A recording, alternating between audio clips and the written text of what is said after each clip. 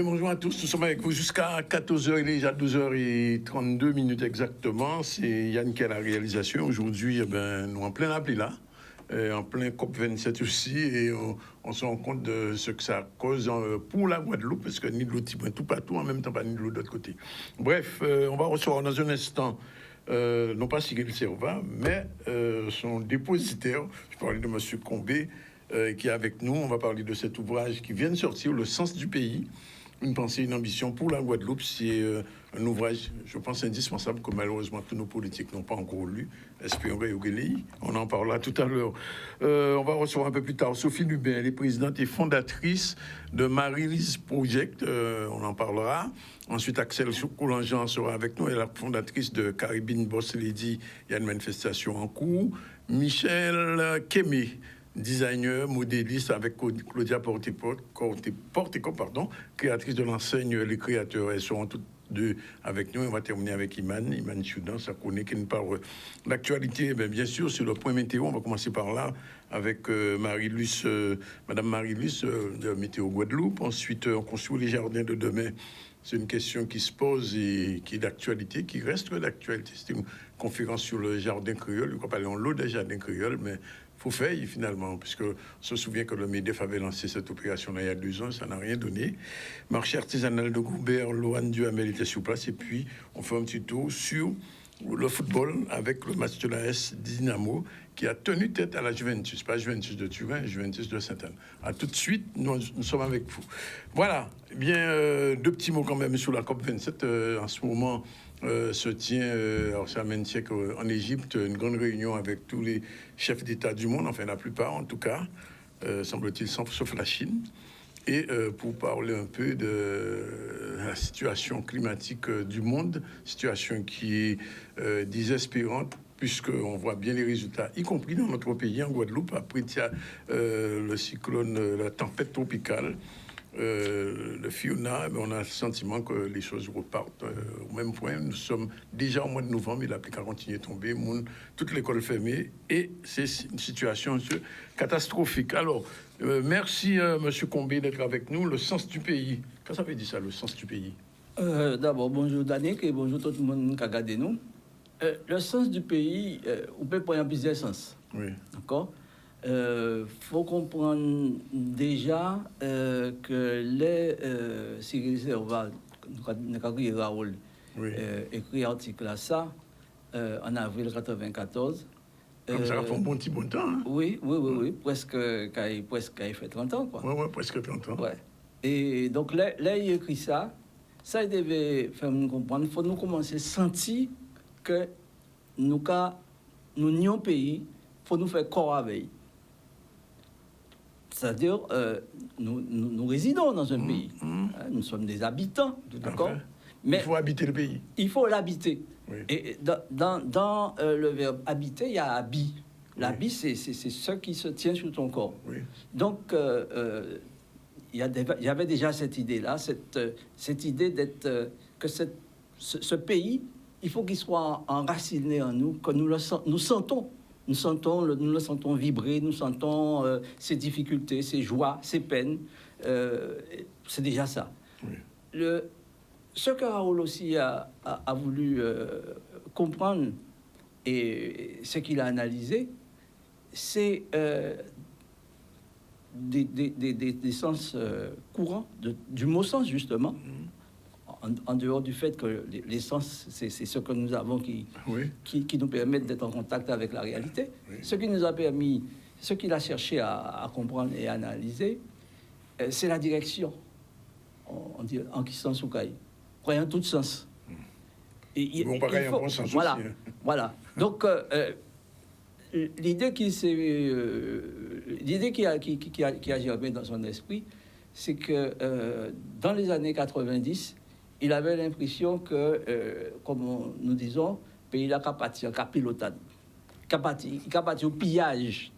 Il pas ni pour une direction, il pas ni pour une directionner.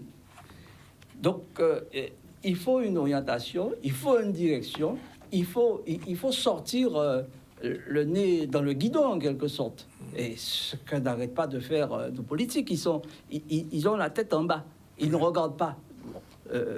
toutes les campagnes.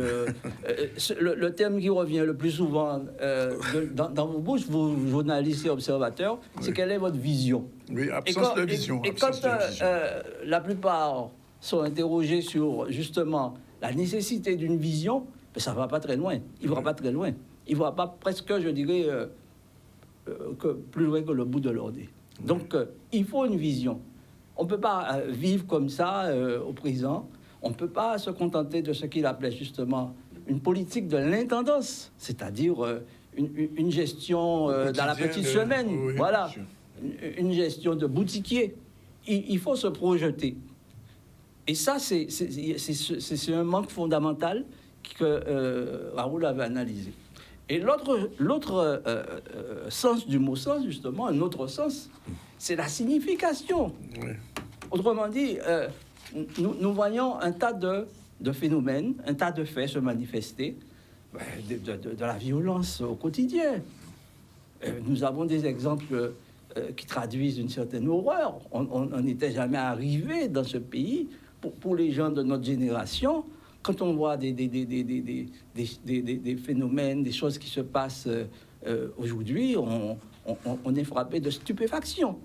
Donc, tout ceci, pour lui, traduisait les symptômes d'une société en difficulté, pour ne pas dire malade, autrement dit une pathologie sociale. Les incivilités, le fait que les gens sont énervés, les gens ne sont pas bien. On le sent. Et puis à cause de tout un ensemble de difficultés. Regardez les problèmes de l'eau. Il y a des gens qui restent 15 jours sur un territoire français. Dans quel village ou ville ou région, disons, de la France qu'on appelle hexagonale, une situation telle que celle que nous vivons dans certaines communes, dans certaines sections de nos communes, serait acceptable ou acceptée? Je n'en vois pas.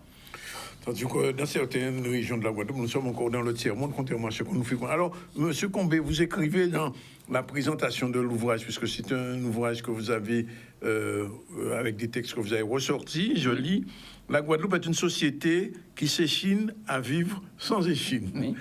Composée d'éléments qui ne sont reliés à rien, ni piliers, ni voûtes, ni carré-sol, pour tout dire, une société complètement liquide. Oui, c'est ce qui se donne à voir. Oui. Et j'ai traduit, dans une certaine mesure, la pensée de Raoul. J'ai essayé de l'expliciter. Nous n'avons pas de base. Nous n'avons pas de colonne vertébrale. Et ça se traduit dans les postures des politiques, hommes et femmes. C'est-à-dire des postures qui manquent, selon le terme qui est devenu courant, de verticalité. Oui. C'est-à-dire on court par là, on change de parti, on ne sait pas très bien, on ne sait pas se situer. Si on prend la fameuse question du statut, on entend tout et n'importe quoi. Oui. Donc il faut en quelque sorte, pour donner une orientation à ce pays, il faut une assise. Il faut une colonne vertébrale. Or, on a l'impression que ce pays, il est un peu... ce sont des membres qui ne sont rattachés, qui ne sont reliés à rien. Alors, l'intérêt qu'il y a, parce que les auditeurs, téléspectateurs qui nous regardent ignorent peut-être qui était Cyril Raoul Servat. C'était un professeur de philosophie. C'était aussi un militant politique. Oui. C'est quelqu'un qui avait une pensée... comme vous le dites en sous-titre de l'ouvrage, une pensée, une ambition pour la Guadeloupe. Mais quand on relit les textes que vous avez republiés, on a le sentiment qu'ils sont d'actualité toujours, près de 30 ans après. Oui, mais disons que j'ai choisi... Il y en a d'autres. Oui. Je n'ai pas mis tous les textes. Alors, il faut dire que le projet, il prend son sens dans un contexte, celui que nous connaissons aujourd'hui. C'est le contexte où on s'interroge, justement, où on essaie de s'interroger sur l'orientation du pays. Certains parlent de changement institutionnel. Bon, j'ai entendu à l'instant, en venant ici, que le président du conseil départemental avait été auditionné par la délégation Outre-mer sur justement cette question, d'accord? Donc, j'ai choisi des textes qui permettent d'éclairer ce contexte. Oui. Et pour résumer en gros le projet, bon, il m'a semblé qu'il n'était pas nécessaire de faire un ouvrage comportant de 200 pages, comportant tous les textes de Raoul. Ça n'aurait été lu que par une très petite minorité. Celui-là, il a l'avantage d'être très simple et de porter sur des textes qui renvoient, qui éclairent l'actualité que nous vivons. À savoir, je les ai pris à rebours. Autrement dit, je n'ai pas suivi l'ordre chronologique. L'ordre chronologique, le premier texte parmi les trois, qui a été publié dans les études guadeloupéennes, c'est le partage du pouvoir. Tout à fait. En avril 1994. D'accord ? Le deuxième, c'est en février 1991, d'accord ? C'est élément pour une constitution. Voilà, on va en parler tout à l'heure, justement, c'est nécessaire. La trame que j'ai voulu esquisser, c'est en partant du sens du pays, du sens que l'on fait, que l'on donne à l'action aujourd'hui, à l'existence des gens ici, c'est de se dire, selon Raoul, on ne peut pas demeurer dans cet état. L'état dans lequel nous sommes actuellement, qui est celui de la colonie départementalisée, il n'est plus vivable. Oui. Autrement dit, la départementalisation, la loi d'assimilation, elle est arrivée à bout. Elle est arrivée à son terme. Elle ne peut plus rien produire de positif aujourd'hui dans ce pays. Oui. Donc, ça nécessite, justement, selon l'esprit de Raoul, que l'on produise, justement, qu'on le mette en œuvre, ce qu'il appelle une constitution, c'est-à-dire une sorte de charte d'orientation politique, qui soit en adéquation, en phase avec ce qu'il appelle la constitution sociale du pays. En fait, sur ce plan-là, sur les concepts de constitution politique et de constitution sociale, Raoul n'a pas inventé lui-même ces termes. Là, ce sont des termes que l'on trouve, par exemple, chez un philosophe comme Proudhon. Et à partir de cette constitution politique, cette orientation qui doit, en quelque sorte, éclairer le chemin à venir pour quelque temps, bon, pas peut-être pour l'éternité, j'en sais rien, tout ceci doit déboucher sur ce qu'il appelle le partage du pouvoir. La nécessité d'un pouvoir, d'accord, dont les contours resteraient à définir, d'accord, un pouvoir guadeloupéen. On pourra lui donner tous les noms que l'on veut, mais il faut que les politiques de ce pays aient des leviers et en main des commandes qui leur permettent, d'accord, d'assurer le développement sur tous les plans, pas seulement économique, parce qu'on rabat souvent cette nécessité, le développement économique. Raoul, justement, il était contre ce qu'il appelait l'économisme, parce que certains pensent qu'avec des solutions économiques, on règle tous les problèmes. C'est pas vrai. Oui. Voilà. Alors, autre chose qu'on note dans ce texte, on aborde la question politique, c'est que Raoul l'écrit, je reprends cette petite citation, c'est que nos hommes politiques sont de petite taille. Donc ça veut dire qu'ils n'ont pas d'ambition, ils ne sont pas à la hauteur des problématiques qui sont posées. Oui. Alors ça a été dit en 1994, est-ce que ça l'est toujours, à votre avis? Pour tout vous dire, en entamant ce projet, en relisant les textes, j'ai eu comme le sentiment que, disons, ça date de la fin de 2021, j'ai eu le sentiment que je disais que Raoul allait trop loin. En tout cas, il a frappé trop fort. Mais, quand j'ai vu le cours des choses des derniers mois sur un an, de façon rétrospective, j'ai dit, ah non, Raoul tenait raison. Non, mais attention, il ne faut pas que, peut-être que certains d'entre eux qui nous regardent en ce moment, déduisent tirent la conclusion que, il s'agit d'un texte qui dénigre en tant que tel. Ah non, pas du tout, au contraire. Mais c'est un texte qui a des exigences pour ceux qui, justement, sont aux manettes, pour ceux qui ont les commandes de ce pays. Les politiques disent souvent, oui, mais il faut qu'on fasse de la pédagogie auprès des gens. Mais il faut aussi, comme le disait aussi un philosophe, que les éducateurs eux-mêmes ont besoin d'être éduqués. Oui, oui. Il dit ça, et c'est dans ce sens-là qu'il avance des critiques, je dirais, sans complaisance et sans concession. Il dit quelque part, pensez le pays nôtre. La Guadeloupe doit être le fait des Guadeloupéens eux-mêmes, mais penser, ce n'est pas gérer. Or, qu'est-ce qu'on se rend compte d'une chose? La crise du Covid l'a montré, Oui. la route du Rhum le montre encore, que nos politiques passent leur temps à gérer.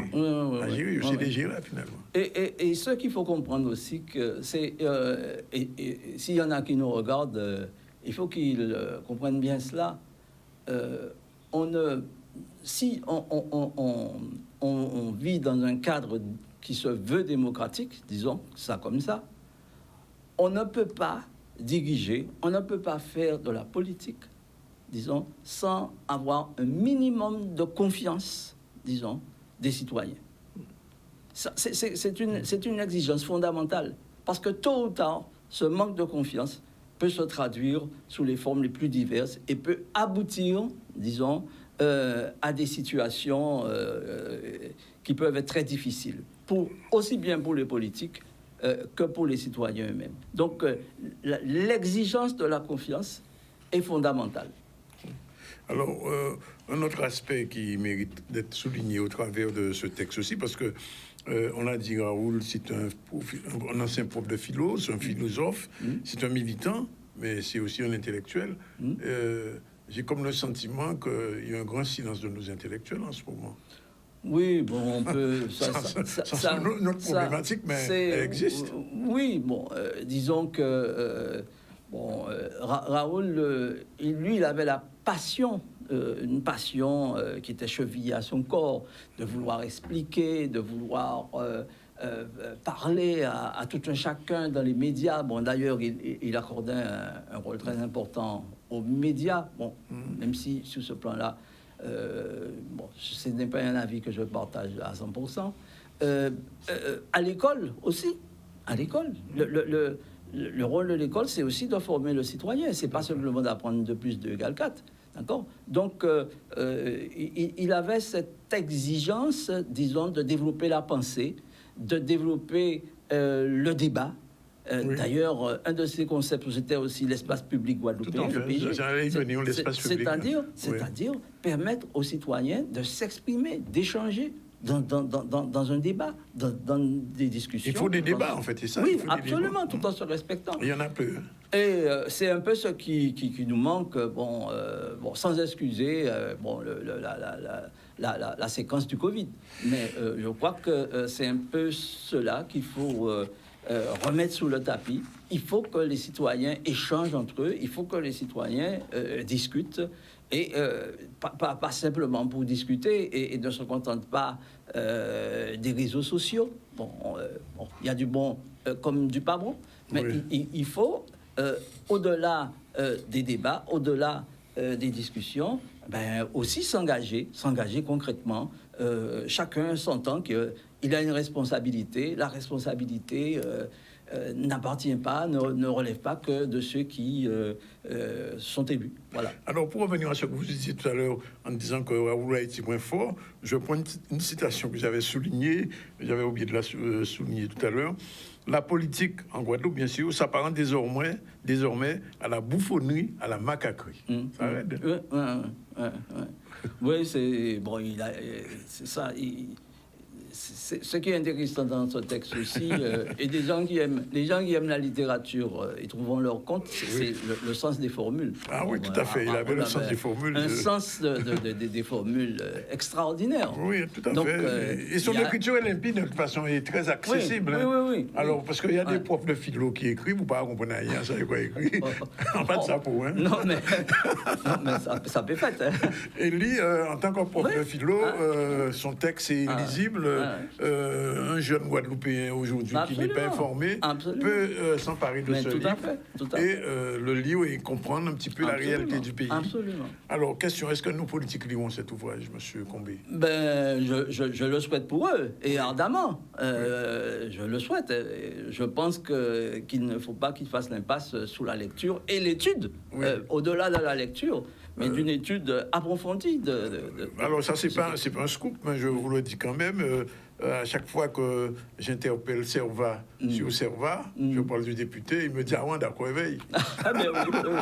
Ah, au moins au niveau de l'affiliation. Oui, oui, au niveau de l'affiliation. Il dit Non, non, ben, oui, mais enfin, ça ne suffit pas. Mais enfin, ouais. alors, si on arrive pratiquement à la fin, il y a une signature prévue ces jours-ci. Eh ben, Sur le disons tour des libraires. que pour tout vous dire, l'acheminement est oui. assez difficile Encore un problème, ça. Encore un problème. Ces jours-ci. Oui. Donc le livre n'est pas encore totalement disponible. Il arrive. Les grandes librairies de la place l'ont déjà reçu. Enfin, il y a la responsable d'une librairie. Bon, ça peut paraître anecdotique, mais je ne sais pas ce qu'il y a derrière.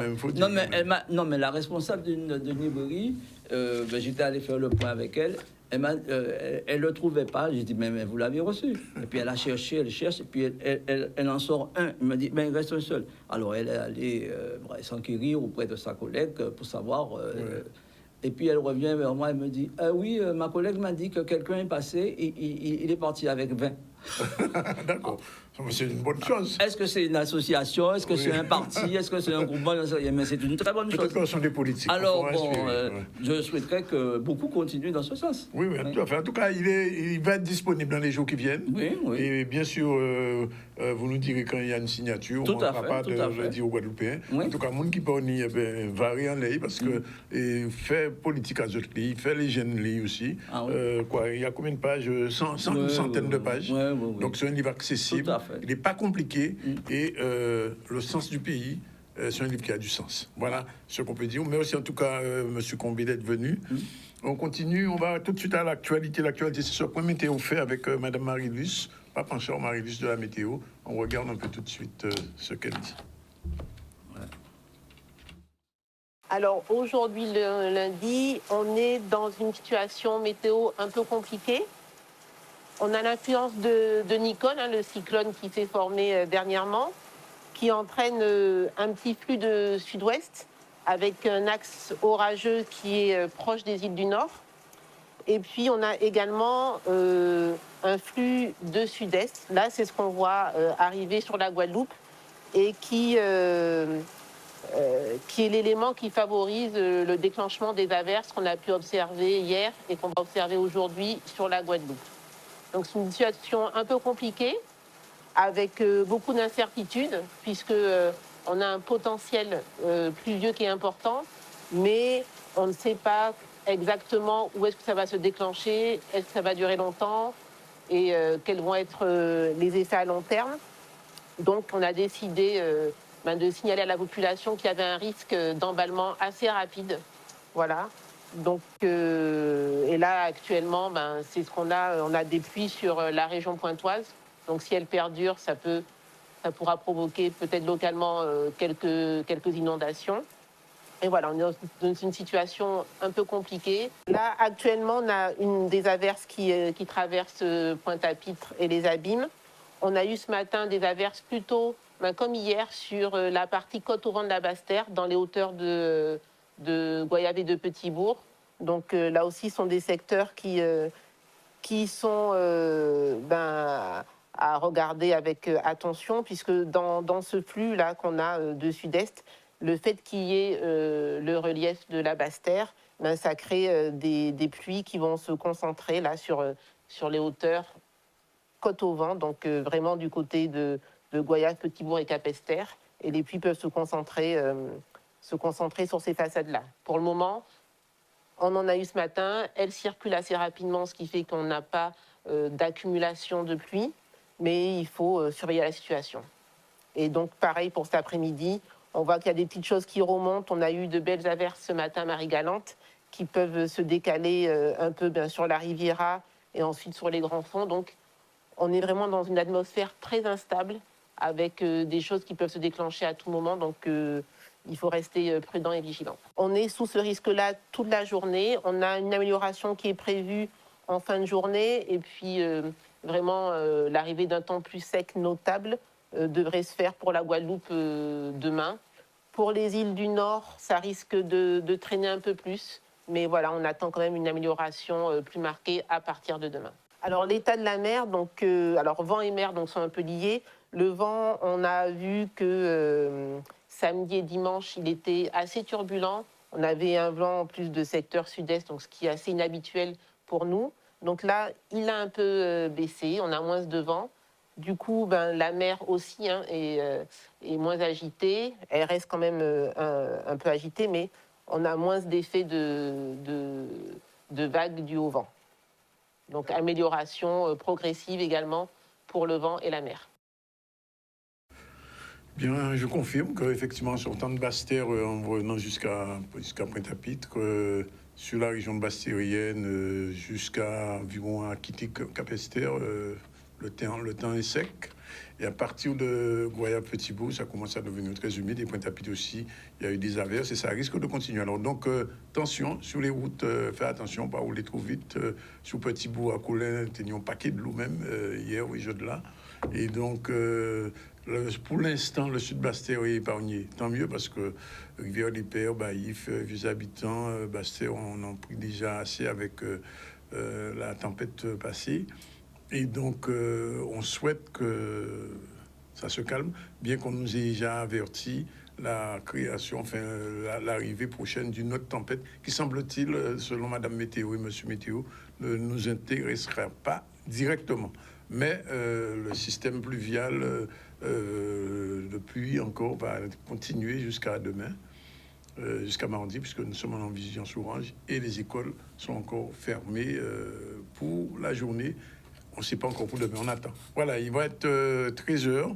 Dans un instant, on va recevoir nos autres invités, Sophie Lubin, deux femmes et Axel Coulangean. À tout de suite. Restez avec nous, pas débrancher.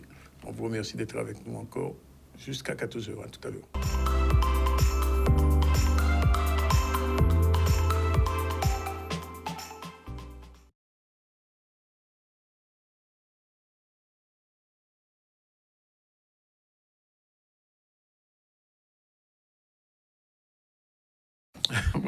Voilà, il est exactement 13h04. Nous sommes revenus sur le plateau du ZCL News. Nous allons recevoir deux femmes. Madame Sophie Lubin, bonjour. Bonjour. Et Axel Coulangean, bonjour. Bonjour Dani. On ne sait même pas comment on l'a présentée. Est-ce qu'il faut dire qu'elle est poète, essayiste, femme politique? Enfin bon, elle a trop de casquettes. Voilà. Je suis femme. Oui, voilà, mais en fait, c'est d'abord une femme. Alors, Madame Lubin, la première question, c'est de présenter un petit peu ce projet, Mary's Project, puisque vous êtes là pour en parler, puisque vous avez une manifestation jeudi.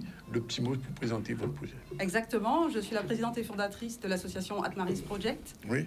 Qui a été créée en août 2020, à la suite du confinement. Il me tenait le confinement qui vous a... Le confinement a été le déclencheur. Je pense que, comme pour beaucoup de gens, il y a pas mal de choses qui se sont mises en place. Je trouvais qu'on ne voyait pas assez les personnes qui œuvrent dans la tech et dans les sciences issues des Outre-mer. Donc j'ai voulu apporter ma petite contribution à la marche du monde en créant Mary's Project. Notre objectif, il est très simple, mettre en visibilité les personnalités tech et scientifiques issues de l'outre-mer. Quand vous dites issues, donc c'est Guadeloupe, Martinique, Guyane, La Réunion, etc. Exactement. Je dois avouer que j'ai commencé par la Guadeloupe parce que je suis originaire de la Guadeloupe. C'est ce qui me tenait à cœur. Mais très vite, je me suis rendu compte que ce n'était pas une logique qui était prometteuse et dirigée vers l'avenir. Et avec mes partenaires, notamment le parc numérique, nous avons préféré travailler avec une optique outre-mer parce qu'on a quand même des problématiques qui se ressemblent. Oui. Donc, on identifie les rôles modèles tech et scientifiques. Pourquoi ? Pour faire rêver la jeunesse, pour proposer en fait d'autres perspectives à la jeunesse, de carrière, d'évolution, etc. Nous souhaitons que les jeunes, quand ils voient ces rôles modèles, qu'ils puissent se dire, si eux ont fait ça, nous aussi, on peut le faire. Et troisièmement, on veut s'assurer que les femmes soient bien à bord de ce monde technologique qu'on est en train de créer. Dans les sociétés guadeloupéennes, on sait très bien la société guadeloupéenne, une société où la femme a une place très forte. Et il est important qu'elle soit associée aux défis des années à venir. D'accord. Alors concrètement, comment ça se met en place ce vœu? Parce que là, vous m'avez dit que vous voulez faire rêver, mais après rêver, il faut concrétiser ses rêves. Alors, ça fait déjà 2 ans qu'on concrétise. Oui. Hein, on a commencé, alors, l'événement, j'ai envie de dire, l'événement phare, l'événement vitrine de Mary's Project, c'est le Girls Tech Day. Le Girls Tech Day, c'est un événement que j'ai co-créé avec des amis en 2018 sur Paris. C'était assez facile. Maintenant, il a fallu le faire sur la Guadeloupe. Donc, l'année dernière, on a eu une première expérience. C'était pas facile. C'était dans un cadre Covid. Voilà. Donc, C'était en ligne ou bien c'était en présentiel? Alors, il a fallu s'adapter. Donc, on a eu une solution hybride. On a fait des ateliers en présentiel et on a aussi eu on a offert des solutions aussi en ligne. En tous les cas, les conférences du matin étaient faites en ligne. Mais ça, c'est la partie, j'ai envie de dire, visible de l'iceberg. Derrière, il y a tout un travail de fond qui se fait, tout un travail de création d'un écosystème, de participation à un écosystème, parce que tout ça, ça ne se fait pas seul. Moi, toute seule avec mes petits bras, je ne fais rien. C'est que du travail collectif. C'est vraiment unir les forces, identifier ces fameux rôles modèles et montrer en fait aux plus jeunes ce qu'on est capable de faire. Et concrètement sur le terrain, ça se traduit aussi par trouver des stages, trouver des alternances dans des secteurs que les jeunes n'imaginent même pas. Je vais vous donner un exemple très concret, sans vouloir me vanter, je vais vous donner un exemple très concret. Il y a par mon réseau, j'ai eu le CV d'une petite jeune, voilà, elle cherche une alternance sur Paris, est-ce que tu peux l'aider ? Oui, j'ai fait le max et je lui ai trouvé une alternance dans mon précédent département. Donc c'est des actes concrets comme ça. Ça ne force pas à l'exil quand même, non? Pourquoi? Non, je pose la question. Parce que quand vous envoyez un jeune à Paris, peut-être qu'il n'a pas envie de revenir, on le perd ici. Alors ça, on pourra en discuter à un autre moment si vous voulez, mais je pense qu'il est important de voyager. C'est important de rencontrer. Les voyages forment la jeunesse, je sais. Les voyages forment la jeunesse. Oui. Mais après le voyage, il faut le retour quand même. Alors, pour justement s'assurer que les jeunes vont revenir, j'ai envie de dire c'est notre rôle à nous, notre génération, d'assurer, de séduire un peu les jeunes et de leur dire, vous pouvez revenir, on vous met en place des choses pour que vous puissiez vous sentir bien chez vous. D'accord. Vous travaillez avec Guadeloupe Tech, c'est ça?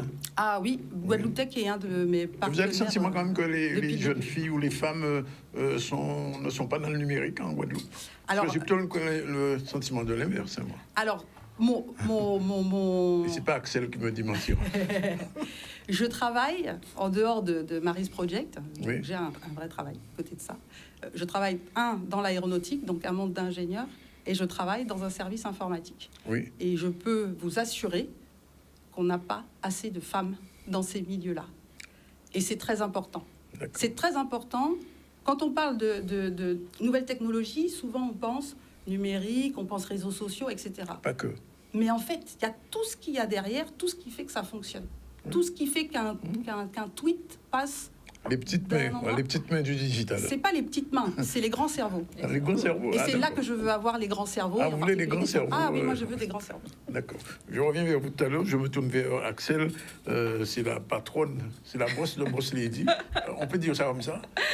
La fondatrice de Caribbean Boss Lady, qui, je le rappelle, est une plateforme en ligne qui encourage le leadership des femmes dans la Grande Caraïbe et particulièrement dans la Caraïbe française et francophone. Et c'est une plateforme qui est doublée d'un réseau en présentiel de femmes leaders, de femmes chefs d'entreprise, porteuses de projets qui se réunissent pour échanger les bonnes pratiques. D'ailleurs, on accompagne souvent des porteurs de projets. Nous avons été partenaires de Mary's Project et de la Guada Tech Girls Day aussi. Et j'ai eu l'occasion d'intervenir à cette manifestation. Donc c'est vrai qu'on a l'impression qu'il y a énormément de femmes dans la tech, dans tout ce qui est nouvelles technologies en Guadeloupe. Bon, il est vrai que la Guadeloupe, c'est un territoire particulier où on prend les devants ici. Mais je rejoins effectivement Sophie sur le constat.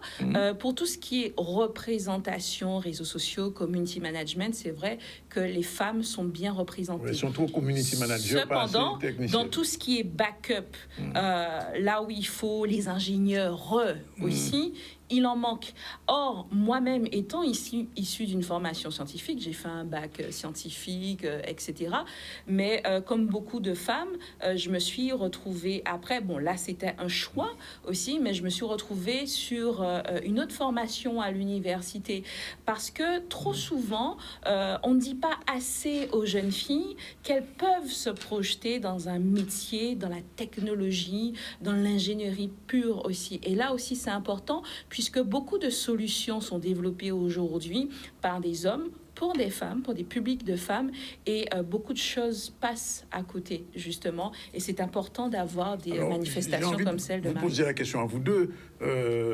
D'accord, pour les femmes, moi je souscris. Le problème, Madame Lubin parle de jeunes femmes, mais il y a des femmes qui ne sont pas jeunes, qui ont envie d'être recyclées aussi. Alors là, vous mettez le doigt Tout à pile fait sur le sujet. Effectivement, on sait très bien qu'on va avoir de très grands besoins, de très forts besoins Oui. dans tout ce qui est numérique, nouvelles technologies, etc. Et les femmes qui sont en reconversion Oui. sont vraiment une piste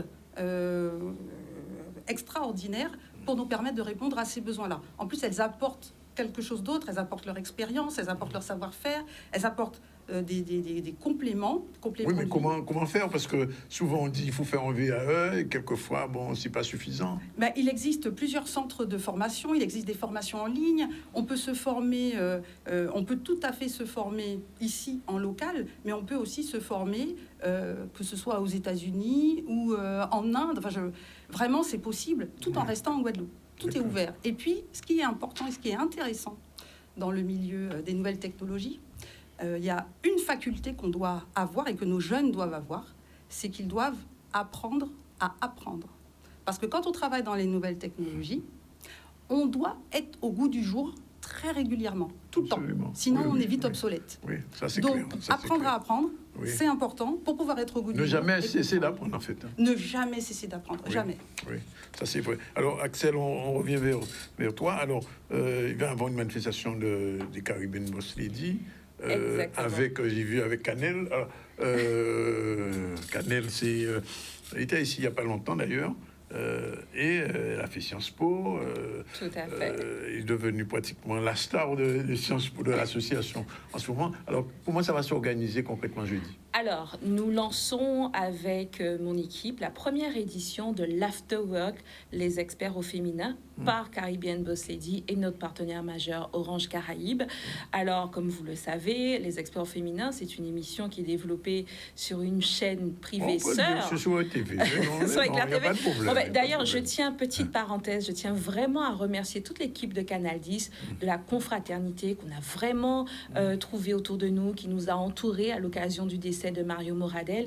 Et ça nous a montré encore une fois que les télés privées guadeloupéennes par des Guadeloupéens, c'est une grande famille, qu'il n'y a pas de concurrence à avoir. Chaque personne est sur son secteur, sur son positionnement, et il y a de la place pour tout le monde. Et on a tellement apprécié de vous voir, effectivement, Danick, lors de la veillée de l'enterrement, mais aussi d'avoir Chicanos, le jour de la veillée, qui a fait une transmission en direct pour pouvoir rendre hommage à Mario Moradel. Ça, c'est pour la petite parenthèse. Oui, mais elle était nécessaire. Elle était vraiment nécessaire, et ça explique aussi que je sois là aujourd'hui, parce que c'est une grande famille. On a l'habitude de se recevoir les uns les autres aussi. Voilà. Et en plus, alors moi, je vais faire une parenthèse de la parenthèse, c'est que Axel apparaît aujourd'hui ou CCN reparaît.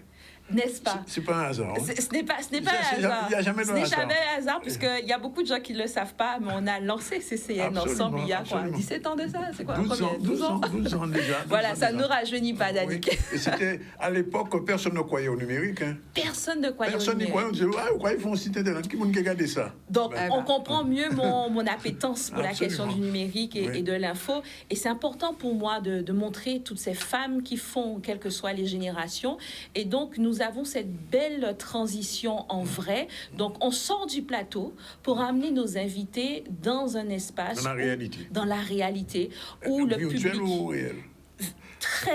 Très réel, où le public pourra rencontrer les expertes qui sont autour de moi, interagir avec elles, mais surtout aussi interroger notre invitée, qui sera Canel Valton, qui sera invitée en sa qualité de présidente de l'association Sciences Po Alumni, c'est-à-dire les anciens élèves de Sciences Po Paris et des autres Sciences Po, mais surtout de la section anti-Guyane. Avec elle, on va aborder la thématique de comment réussir Sciences Po et les grandes écoles. Mais si vous voulez, c'est un peu un prétexte, une occasion de rencontrer des décideurs, des leaders, des gens qui font la Guadeloupe d'aujourd'hui, mais aussi de demain. Donc, ça veut dire que c'est un événement qui est ouvert à tout le monde. Il y a quelqu'un qui m'a envoyé un message sur LinkedIn l'autre jour en privé en me demandant « Oui, mais vu les invités qui seront là, il y aura de super petits tapas, verrines raffinées, etc. Le dress code, il faut venir habillés business et tout ça. Est-ce que c'est pas réservé à une catégorie socio-professionnelle supérieure? Et là, je leur ai dit non, c'est pour tout le monde. Parce que ce qui se passe, c'est que beaucoup de jeunes, et de moins jeunes aussi, porteurs de projets ou chefs d'entreprise, arrivent dans ce milieu business sans maîtriser certains codes professionnels. Moi, petite fille du Nord Grande Terre, ce sont des codes que j'ai appris dans la douleur.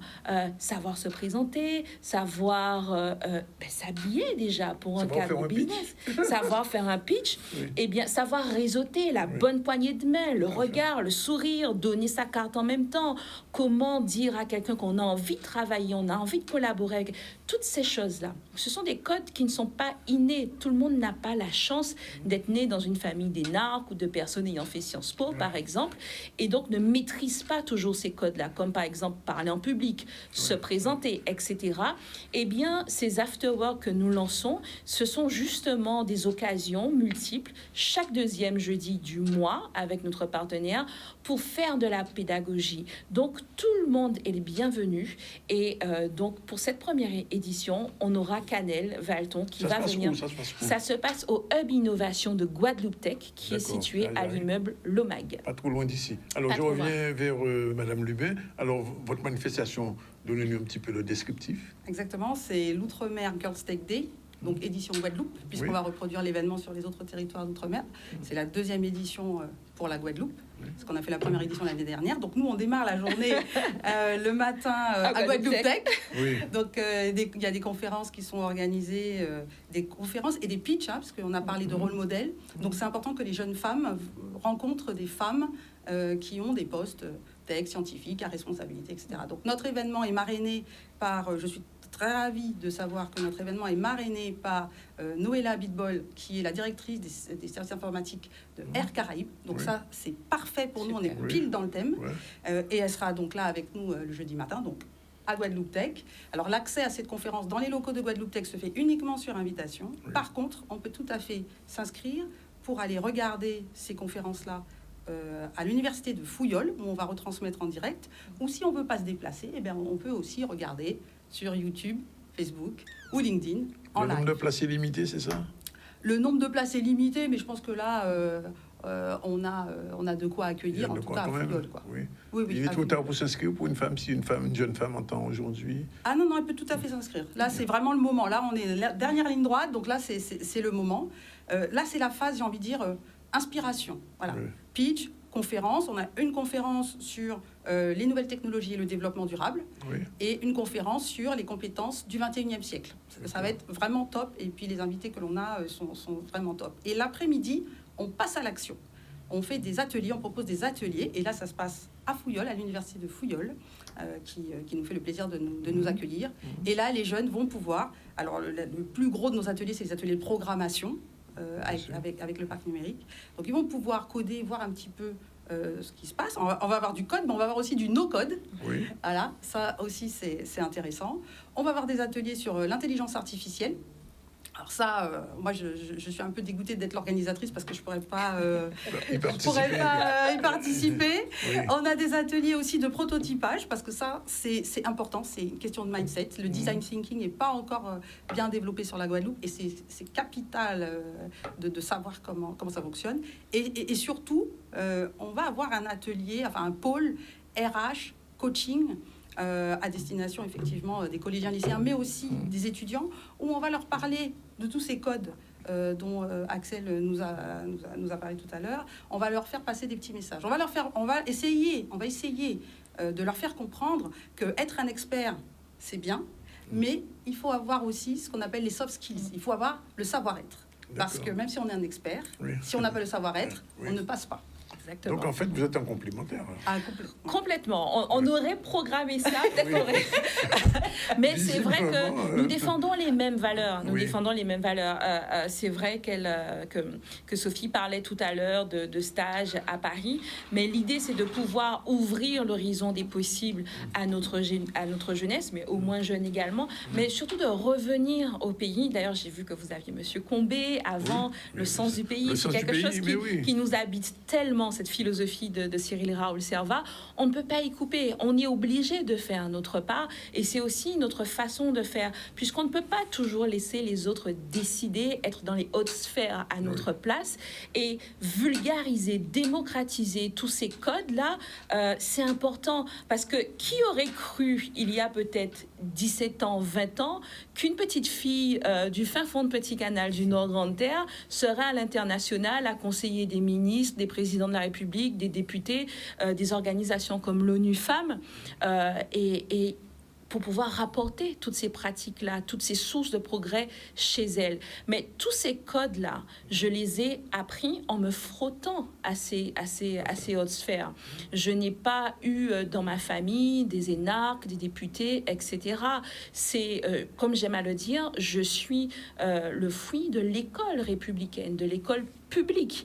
Et donc, contrairement à d'autres, je n'ai pas eu une cuillère en argent dans la bouche. Il n'y a pas de cuillère du tout. Il n'y a pas de cuillère du tout. Et le tout s'est fait au mérite. Et qu'est-ce que j'ai réalisé? C'est qu'il y avait beaucoup d'autres personnes comme moi, pleines de talent, pleines de potentiel, et qui se sont retrouvées freinées dans leur évolution parce qu'elles ne maîtrisaient pas ces codes, parce qu'elles n'imaginaient même pas qu'elles pouvaient avoir accès à certaines sphères. Et on en parlait tout à l'heure en coulisses avec Sophie.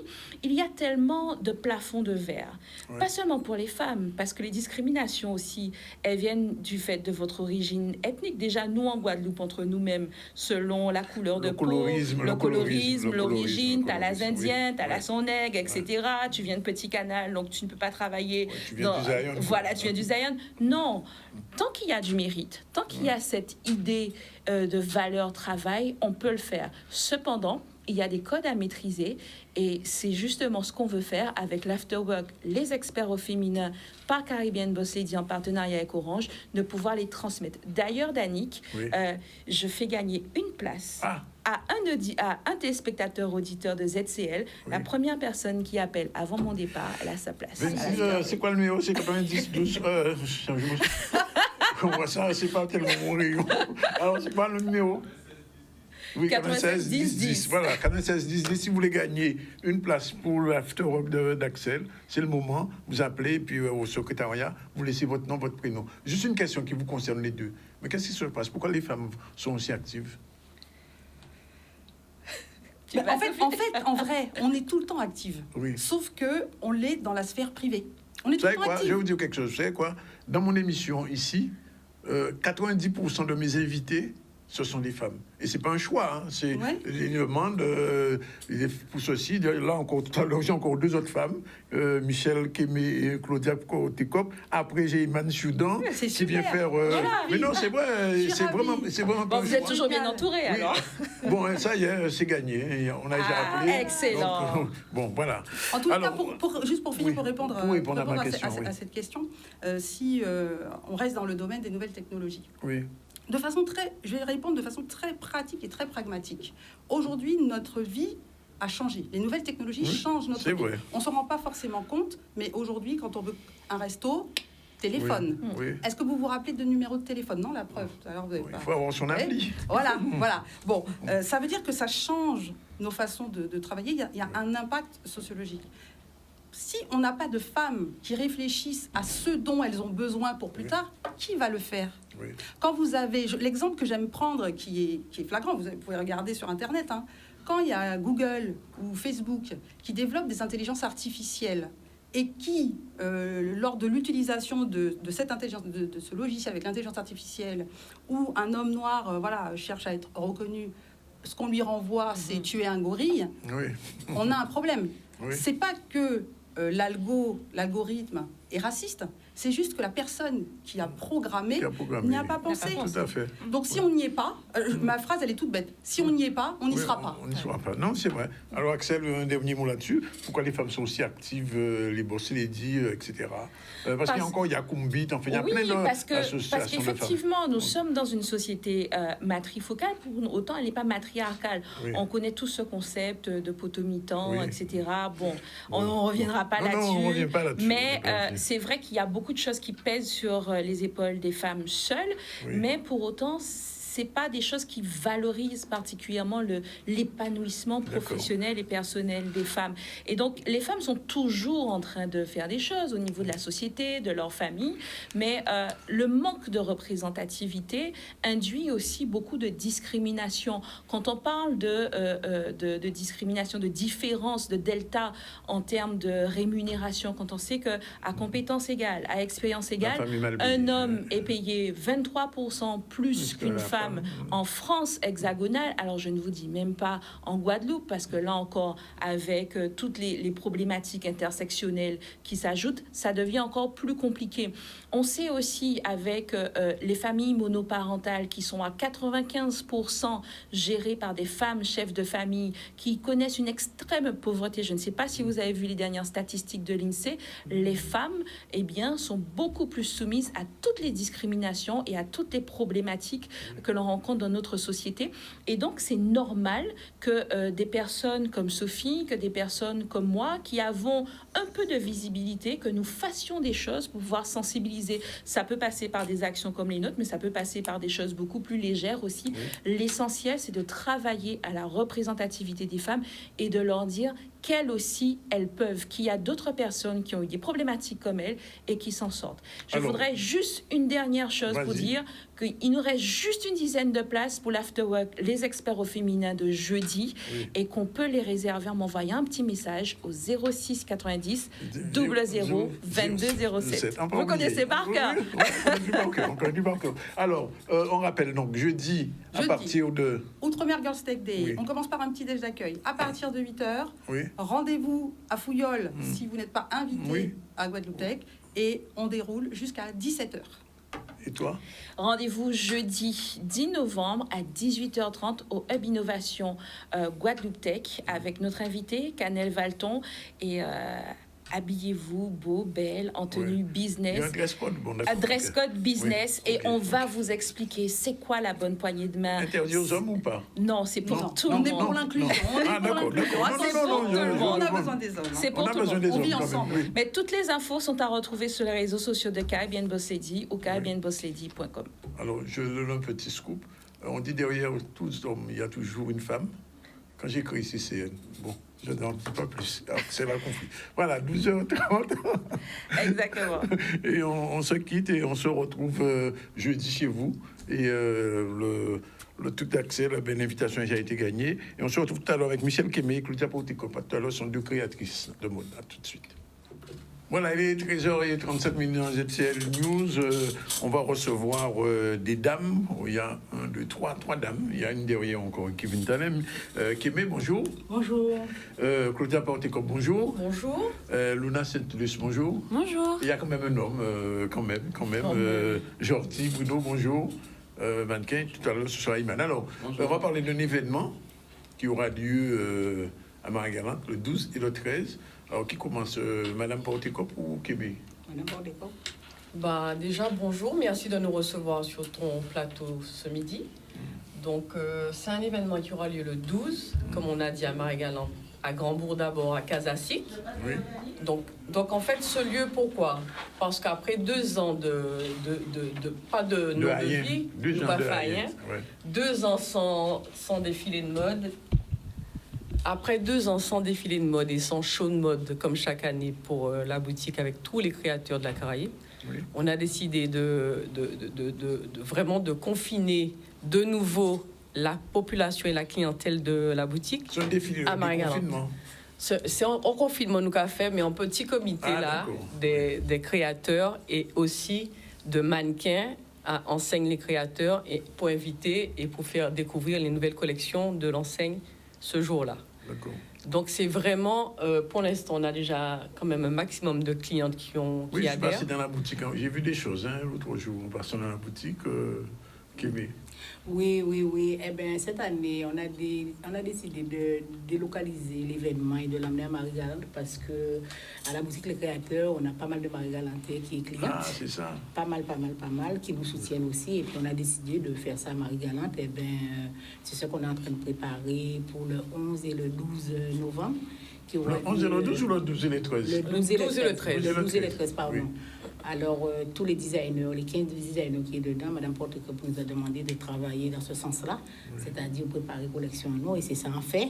Oui. Et puis, nous venons avec 2 mannequins sur Mais attends-nous parler de ce mannequin-là. Une petite question que je vais poser quand même, Kémé. Pourquoi fait ça là, là? Mais vous avez fait d'autres butins dans d'autres pays? Oui, il y a fait l'hôpital dans d'autres pays, en Afrique, comment ça s'appelle, en Europe, on fait des défilés en Italie, à Prague, à Londres, en Afrique, on a été invité plusieurs fois en Afrique, des fois au Cameroun pour te représenter les Caraïbes. Alors, on était au moins une douzaine de créateurs de la Caraïbe et nous avons représenté dignement les Caraïbéens et ça a très très bien passé. Oui. Et on a pensé que ça qui est aussi au top à Marie-Galante parce qu'elle n'a pas travaillé pour ça. Alors, pour ton paquet, là, est-ce qu'on peut présenter avant de passer avec ces alors, moi, en travail, bijou, en travail en longueur, tout ce qui est longueur, et on peut expliquer pourquoi tout ce qui est en longueur, parce que comme moi, quand il fait un année que moi, j'ai le collectif et puis la santé en mouvement. Alors, comme combat la duré en longueur, alors donc on fait bijoux en longueur. Oui, s'inspirer moi et on dit, bon, l'année là, ça a tout bien qui est en longueur, quoi, en fait, quoi, voilà. Et nous avons espéré que Guadeloupéen qui trouvé bonheur à dans ça.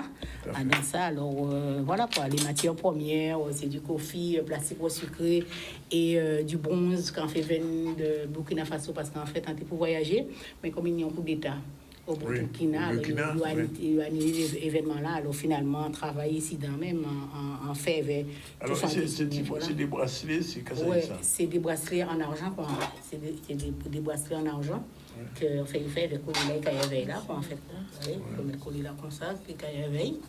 Et puis, il des bracelets là, quoi, en fait, quoi. Mais en tout cas, Kenny a une belle création, nous travaillons pour événement là. Oui, Kenny a le linge, parce que toutes les designers, parce que nous avons 2 accessoiristes et toutes les designers, après, ça sera les vêtements, quoi, en fait, quoi.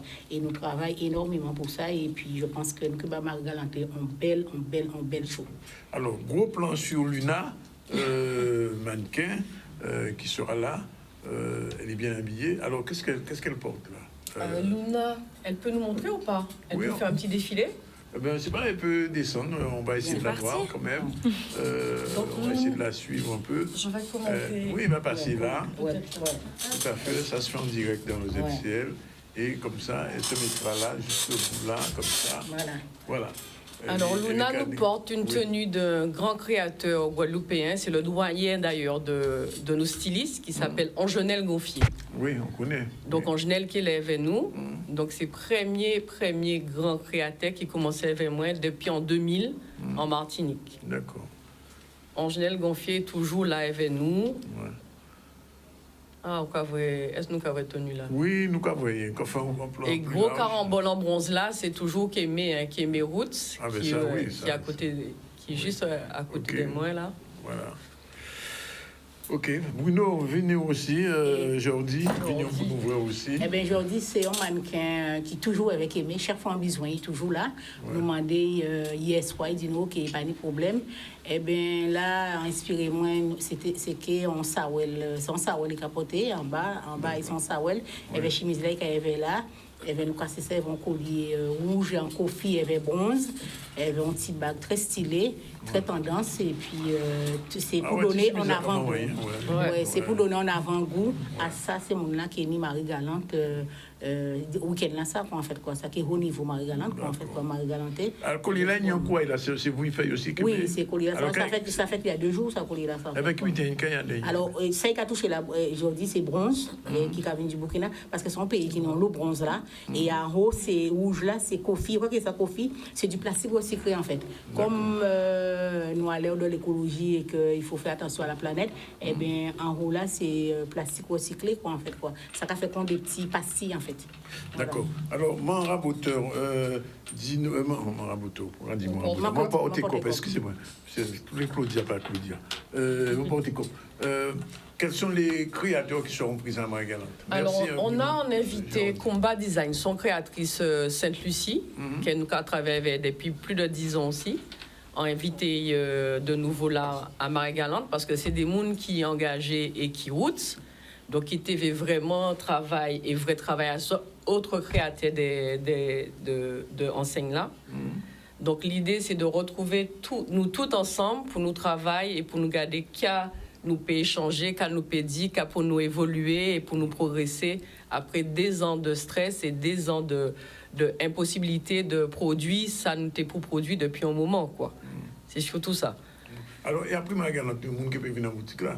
Bah, déjà, je là, même Marie-Galante, bon, on sait que je là, c'est un grand bébé, les chaudages, tout ça, parce que c'est un long week-end du 11 novembre. Oui, effectivement, le 12 au 13, oui, effectivement. Donc, nous, avons dégustation à faire pendant le défilé là. Ouais. Et puis, mon qui peut acheter pendant le défilé, après le défilé là, si vous voulez. Oui. Et puis, le but, c'est de relancer un peu le magasin là, parce que, vu le contexte là, vu le contexte, nous attendons tout Guadeloupéen, ce qui est bientôt décembre, si vous voulez faire cadeau et tout ça. Est-ce que ça vous enfants pour les badaniques? Ah oui, ça va, alors là. En quoi encre?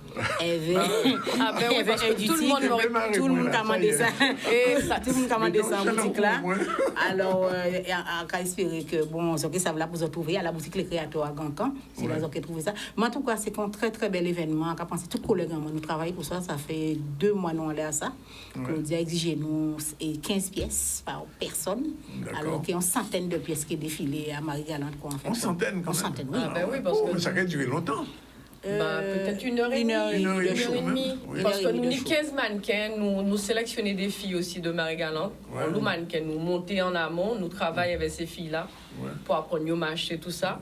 Donc, nous avons terminé ça depuis le 11, nous avons monté. Nous avons monté depuis le 11. De tout le staff, que ce soit les créateurs, maquilleurs, coiffeurs qui j'ai emballé, photographes, toute gros équipe là qui j'ai emballé avec nous. Ouais. Donc depuis le 11, pour nous former. Mais alors, moi, je pose une question quand même. Je fait ça, Marie-Galante. Est-ce que ce que vous faites en Guadeloupe? Mais pourquoi pas être sur de Marie-Galante alors? Non, mais ce qui se passe à Marie-Galante reste à Marie-Galante. Donc tu devras venir pour découvrir le show à Marie-Galante. C'est ça qu'on a une pression. Non, nous organiser ça. Mais c'est chaud de fin d'année à boutique là, quoi. Oui, c'est chaud de fin d'année déjà. Oui, c'est chaud de fin d'année là. Oui, on a fait l'ouverture là. C'est toujours Claudia qui a fait l'ouverture en fait. Et après, les autres cas suivent. Et on a pensé que, enfin, les gens connaissent déjà le concept, il n'y a pas de problème. Mais en tout cas, toute l'année décembre, oui, nous pouvons citer quelques créateurs. Vas-y. Claudia Lika, ancienne Guadeloupéenne, Angèle Gonfier, je viens de citer Angèle, bon voilà, c'est le top des tops. Glametnik avec Eden qui arrive de Paris, sur Guadeloupéenne mais qui est installée à Paris, donc qui est arrivé là le 10. Puis il y avait nous aussi.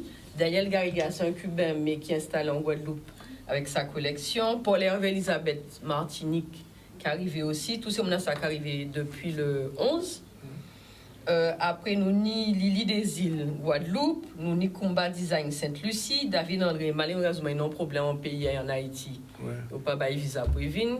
C'est compliqué en Haïti. C'est très très compliqué. Donc, l'IP là, et qui s'est fait une collection, mais bon, à voir.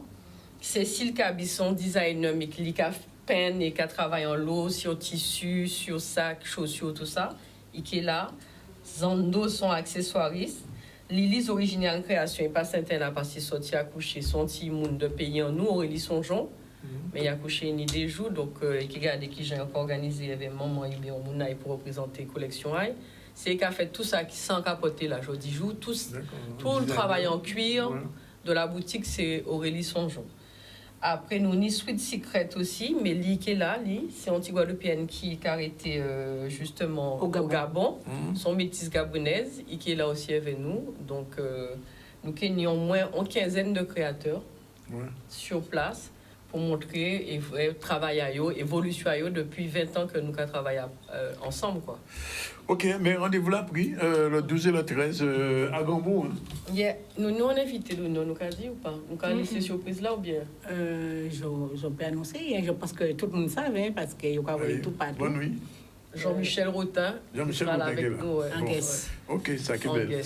Bien, ben, nous disons merci. Merci Kémé, merci Mamporticop, merci Jordi, merci Luna. Merci à vous, merci à Canal 10. On continue l'actualité, construire les journées de demain.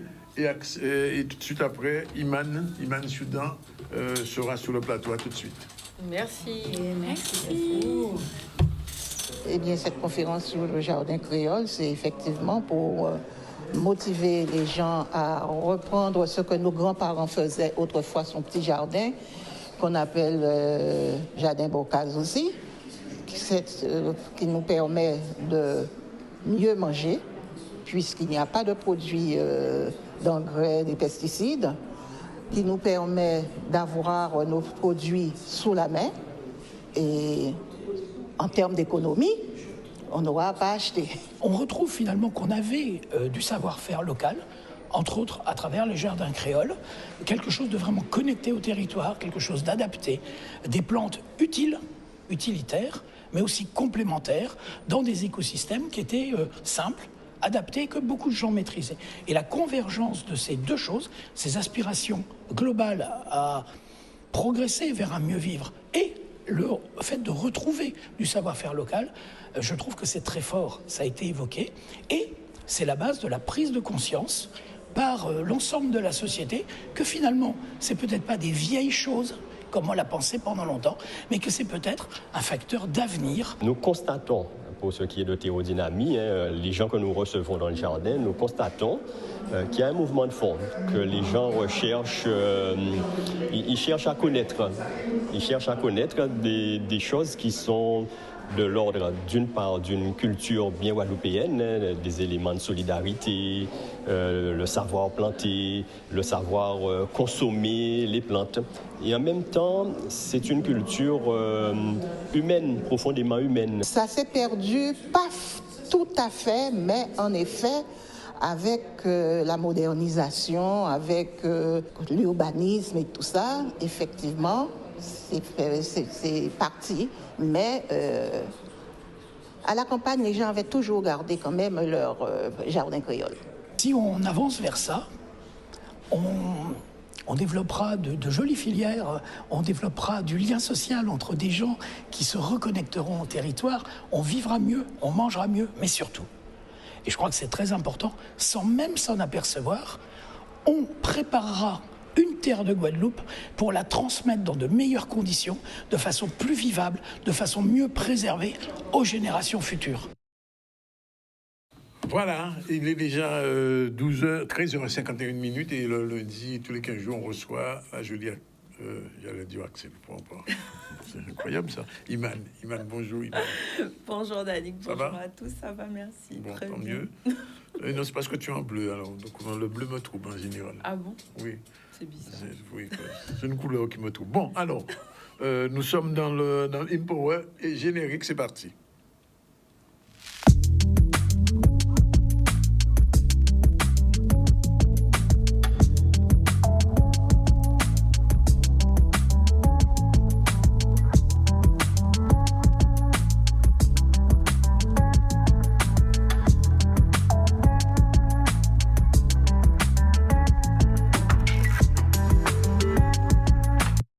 Pas de bleu. Bon, alors, Iman, aujourd'hui, on parle de quoi? Aujourd'hui, on va parler de comment faire la paix avec son passé. Ah, c'est important ça. Ça peut être pas mal. Ah non, c'est important, très important. On a un passé douloureux, on a besoin d'effectivement. Exactement. Souvent, c'est un frein en fait à l'épanouissement personnel et à sa faculté à avancer dans ce qu'on souhaite, parce que on a une vision qui est tournée vers le passé. Donc ça peut être très handicapant. Et en fait, le passé, c'est quoi déjà? C'est tout ce qu'on a vécu, mais aussi la représentation de ce qu'on se fait de ce qu'on a vécu. Donc c'est un résultat de pensée, d'émotions, et ça va orienter aussi nos actions et nos comportements. Donc l'idée, c'est de pouvoir... Alors, c'est bien de faire référence au passé. Pourquoi? Parce que on peut éviter un danger, et l'idée, c'est de pouvoir s'appuyer sur des expériences qui nous permettent de ne pas faire les mêmes erreurs, en fait. Mais en même temps, ça peut être invalidant, parce que justement, on a des comportements qui sont liés à une interprétation qui peut être fausse de fait, et ce qui nous empêche d'avancer. Donc l'idée, c'est de pouvoir se dire que le passé ne nous définit pas, mais il peut aussi être un facteur positif, dans le sens où ça peut être une façon de voir les choses, ou en tout cas la façon dont on a réagi par rapport à ces événements, comme un facteur de pouvoir personnel. Donc, on va voir déjà les conséquences du passé, qu'est-ce que ça peut avoir dans un premier temps. Donc, comme je disais, ça peut être positif comme négatif.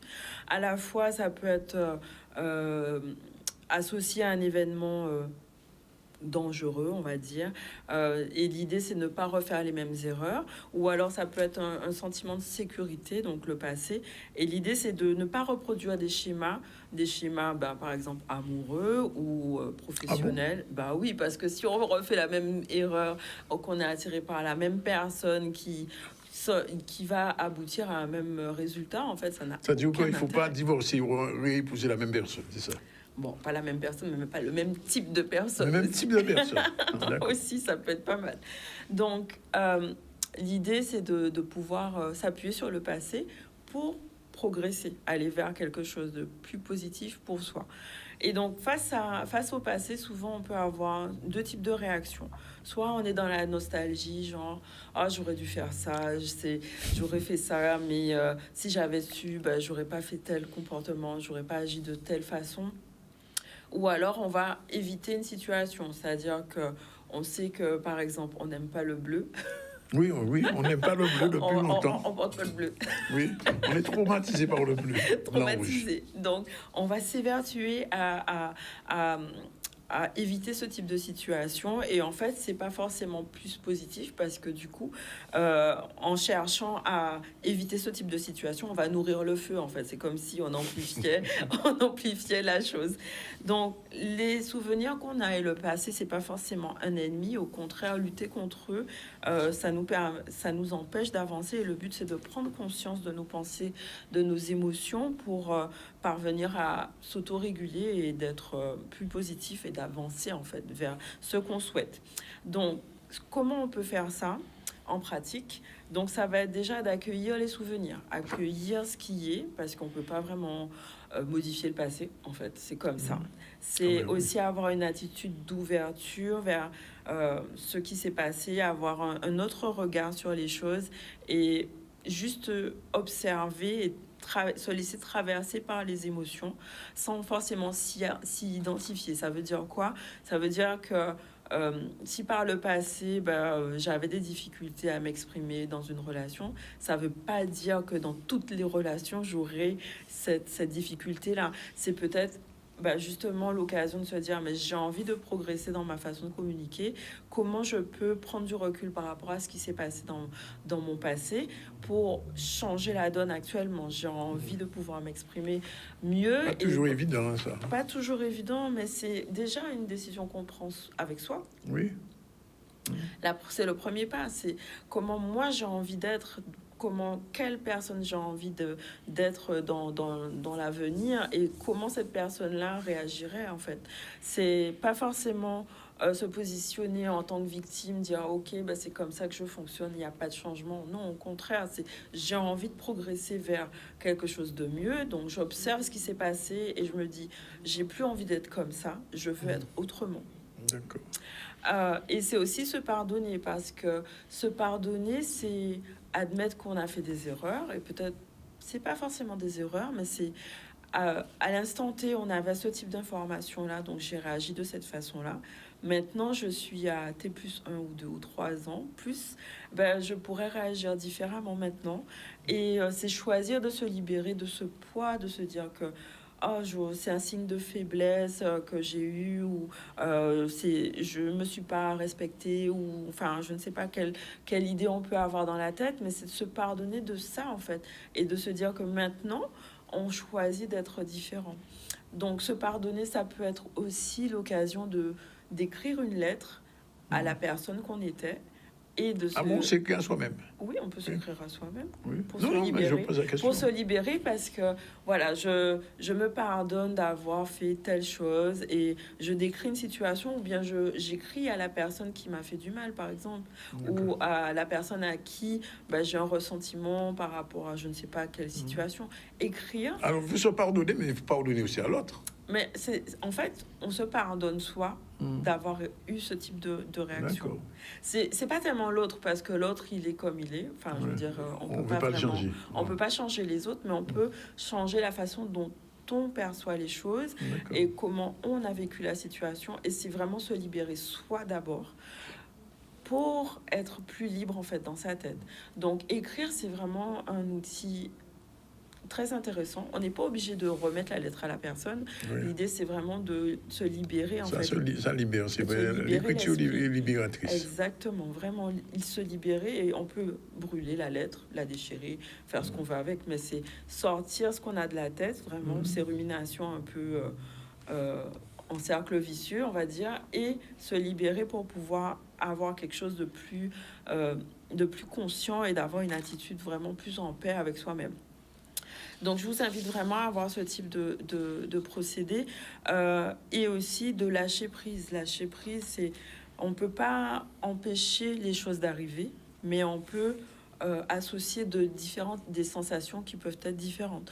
Donc, par exemple, un exercice pratique, ce serait d'écrire une situation, un événement ou quelque chose qui est important, qui nous a affectés par le passé, de voir quel ressenti on a par rapport à ce souvenir-là, de voir maintenant qu'on a pris de la distance par rapport à cette situation, qu'est-ce qu'on n'avait pas vu et que maintenant on peut voir qui a changé ou comment nous, on a pu évoluer par rapport à cette situation-là pour pouvoir prendre de la hauteur et décider peut-être de se nourrir de cette expérience qui a contribué à la personne que je suis ou que vous êtes et de pouvoir se libérer de ça et peut-être avoir une phrase positive qui va sortir de tout ça, un genre de mantra.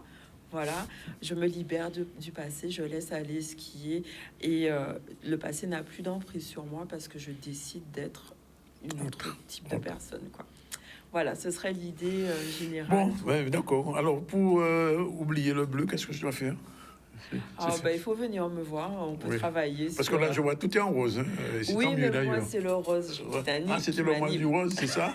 Faites la paix avec votre passé afin qu'il ne détruise pas votre présent. Exactement. C'est important. Pour Paulo Coelho, écrivain brésilien. Exactement. Un dernier sujet avant de se quitter. On revient rapidement au marché artisanal de Gourbert. C'est un reportage de Loane Duhamel. C'est parti. Ce matin, à 6h du matin, a eu lieu le marché intergénérationnel avec les agriculteurs de la commune. Vous avez des bijoux artisanaux, des objets faits avec la calebasse. Vous avez les maraîchers, vous avez les agriculteurs, vous avez des plantes médicinales.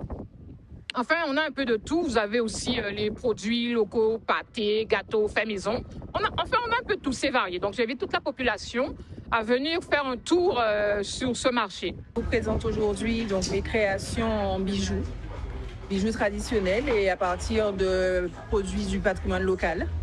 Donc, la fibre de coco, le cuir de poisson, le tambour magnifié avec des éléments modernes. L'acier, le fil d'aluminium et également des produits dérivés, nos graines et nos écorces. Je fais tout ce qui est de la personnalisation, t-shirt, mug, coupe, gobelet aussi. Je fais des ensembles. Ça peut arriver aussi que je fais des sacs sous la personnalisation. C'est une activité que j'ai démarrée déjà il y avait 4 ans, que j'avais arrêtée par rapport à la déprime et que j'ai repris depuis l'année dernière et que je souhaite continuer, poursuivre et aller un peu plus loin. Aller dans la broderie aussi, c'est quelque chose qui m'intéresse. Voilà. C'est l'honneur de servir ma commune et aussi de faire partager le produit du terroir. Pendant 2 ans, on n'a rien pu faire à cause de la Covid. Donc, j'invite toute la population et toute la Guadeloupe, en fait, à venir participer à cette belle manifestation. Voilà, il est exactement 14h03. On a le temps de faire le football ou pas? Non? Oui, mais oui, puisqu'il y avait une régionale Vito, l'AS Dynamo a tenu tête à la Juventus. C'est le dernier sujet d'aujourd'hui et on aura terminé après. Le stade de Sainte-Anne, relooké avec son éclairage technologie nouvelle, des LED de 250 lux, reçoit ce derby très attendu entre la Juve en bleu et blanc, 5e au général, 2 victoires, 1 nul, 2 défaites et la Dynamo en rouge, dernier au classement, 4 défaites d'affilée pour 4 matchs disputés. D'entrée de jeu, les Saint-Anais à domicile font preuve de détermination et vont ouvrir le score à la 21e minute de jeu par Sébastien Célina. Eric Mazaniello est battu 1-0 pour la Juve. La réaction des Mouliens 2 minutes plus tard sur ce centre de Mossé. Edward Gord est bien placé, ramène les deux équipes à égalité un partout. La Juve, plus déterminée, à l'image de ce joueur, Guéric Lebon, pourtant blessé à l'échauffement, porte le score à 2-1. C'est encore lui, à la 32e minute de jeu, qui va aggraver la marque, 3-1, et ce sera le score à la mi-temps. De retour des vestiaires, les Mouliens sont animés de plus de motivation, à l'image de cette action.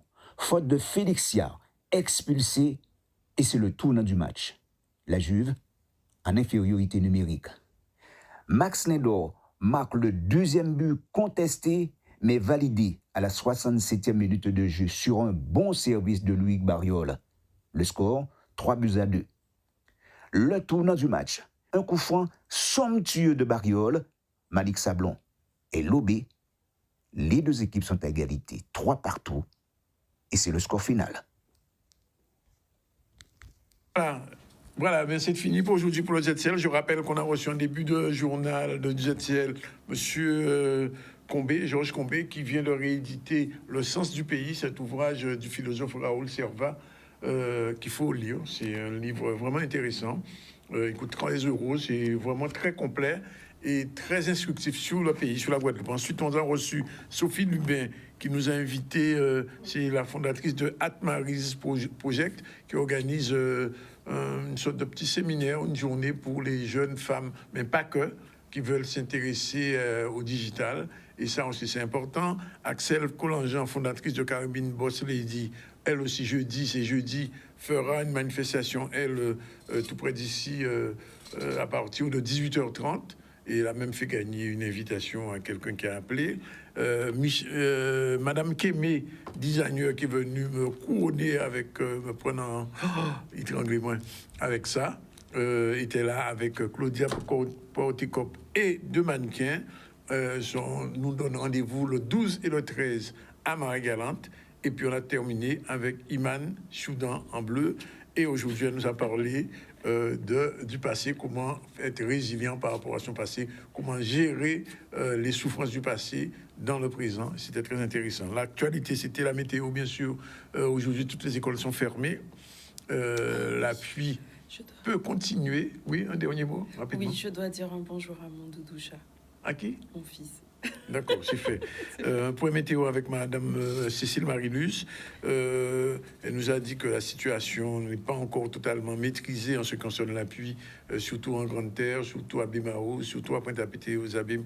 Donc tension azote, et même aussi au niveau de Goyave et Petit-Bourg, où il y a beaucoup d'eau depuis samedi. Les jardins de demain, jardin créole, c'était une petite conférence qui s'est déroulée en fin de semaine. Et puis on est allé faire un petit tour au marché artisanal de Goubert avec Loane Duhamel. Voilà, c'est fini pour aujourd'hui. On vous dit merci d'être avec nous tous les jours. On se retrouve demain à la même heure, sans Iman, mais elle sera avec nous quand même le matin, un petit peu plus grand bonheur. Voilà, c'est fini pour aujourd'hui. La réalisation, c'était Yann, avec son assistante, bien sûr, Talina, qui est en back-office. Voilà, on salue tout le monde. C'est pas la peine de te cacher, Talina, on t'a vu quand même.